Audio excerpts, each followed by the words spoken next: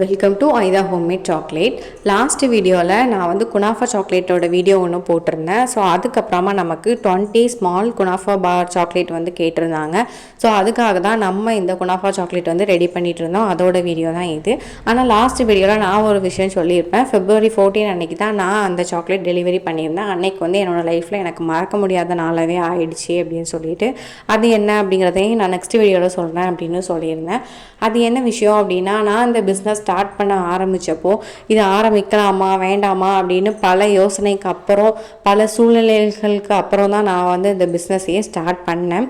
And அல்ஹம்துலில்லாஹ் எனக்கு நல்லபடியாக போய்கிட்டும் இருந்துச்சு.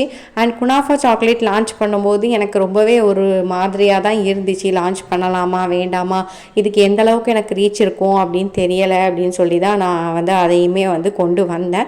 பட் அதை ஆரம்பத்தில் நான் கொண்டு வந்திருக்கப்போ எனக்கு பெருசாக எனக்கு ரீச் இல்லை. அப்படி இருந்தாலுமே ரீசெண்ட் டேஸில் எனக்கு குனாஃபா சாக்லேட்டுக்கு ரொம்ப நல்லாவே ரீச் இருக்குது. அண்ட் நிறைய பேர் என்கிட்ட சாக்லேட் வாங்கி சாப்பிட்டுட்டு நல்லா இருக்குது அப்படின்னு சொல்லியிருந்தாங்க.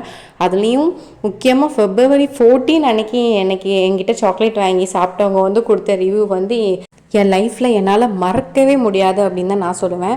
ஒரு செகண்ட் இதுக்கு முன்னாடி நம்ம எப்படி இருந்தோம், இப்போ நம்ம எப்படி இருக்கோம் அப்படின்னு என்னை ரொம்பவே யோசிக்க வச்ச ஒரு தருணமாக தான் அது இருந்துச்சு. அண்ட் எனக்கு ரொம்ப பிடிச்ச என்னோடய ஸ்பெஷல் பர்சன் ஒருத்தவங்க வாயிலிருந்து இப்படி ஒரு வார்த்தை என்றைக்குமே வராதா அப்படின்னு நான் பல நாள் ஏங்கியிருக்கேன். அதுவுமே அன்னைக்கு எனக்கு கிடச்சிச்சு, அதுவும் எதிர்பாராத விதமாக. இது எல்லாத்துக்குமே காரணம் நீங்கள் எனக்கு கொடுக்குற ஃபுல் சப்போர்ட் தான். இந்த சப்போர்ட் இப்போ மட்டும் இல்லாமல் எப்போவுமே எனக்கு கொடுத்துக்கிட்டே இருங்க. தேங்க்யூ.